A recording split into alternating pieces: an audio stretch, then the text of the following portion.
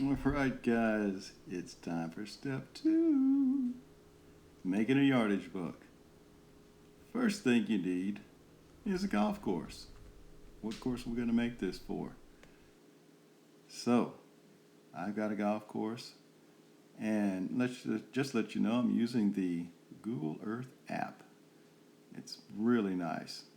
You can zoom right in. This and Blue Golf usually work pretty good. Now that if you see the icons in the upper left-hand corner, the third one from the bottom sort of looks like a cone. It's actually a ruler icon. And if you touch on that icon, it will give you a little bar across the bottom, and on the lower left-hand corner, you can choose what units you want to measure in, even miles, but in this case, we're going to go with yards. So, once you got that all squared away, grab your handy yardage book, and you got to look at the layout there. It has a grid layout. It's 8 across, 11 up and down.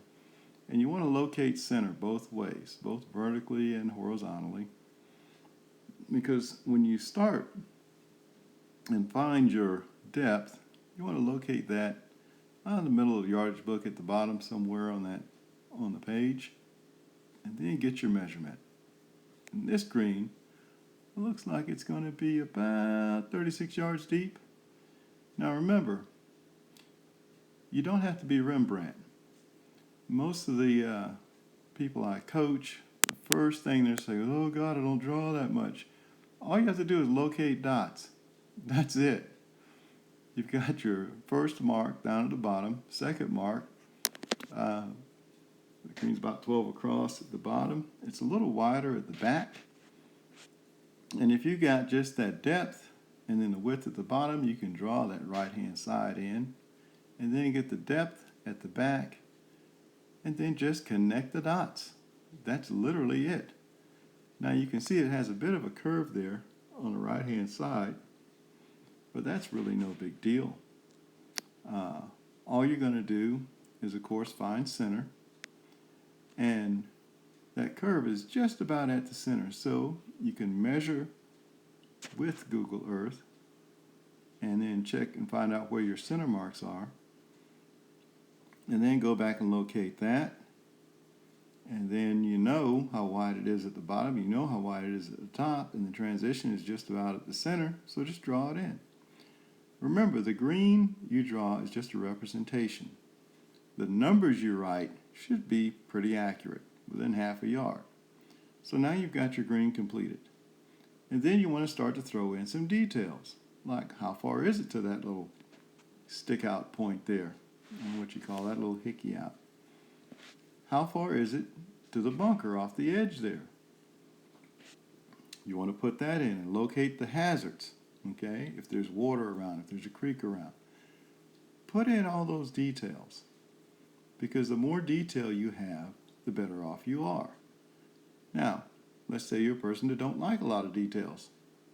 Don't put in a lot, but put in the detail and the area of the green where your shot tends to shape to. If you tend to draw the ball, you want more detail around the left side of the green. If you're a fader of the ball, you want more detail to the right side of the green. You know, remember, this isn't rocket science. You can make it out to be, but all you want to do is know where stuff is. Now, this is especially important if you're going to go play your own course. People take that for granted. They want to go, "Oh, well, geez, that's my own course. I play it all the time." Well, treat it like you've never seen it before. I've seen more people go and shoot the worst score ever playing their own course. And also be sure and make notations. Write down how deep it is, write down how wide it is on the side, just to remind yourself. Anything to give you just that little extra, because when you play, you want your mind on playing the next shot. That's why it's so important to do one of these for your home course. If nothing else, it'll be great practice for doing it for a course you're unfamiliar with. Now, I've played this course before, and I've played this hole many times. It's broken my heart on several occasions. So, I'm going to start to locate details that I know are there and put in things that I know, like the brake. Because I've played it enough times, I can just go ahead and pencil those in.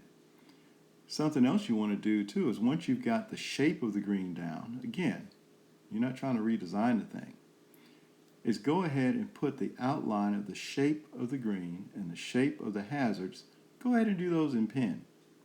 But things like the brake, little distances and things like that, I do those in pencil, just in case. Okay, you never know. Green may the bunker may be reshaped or something like that. But I still put those in pencil, just in case you want to make a change.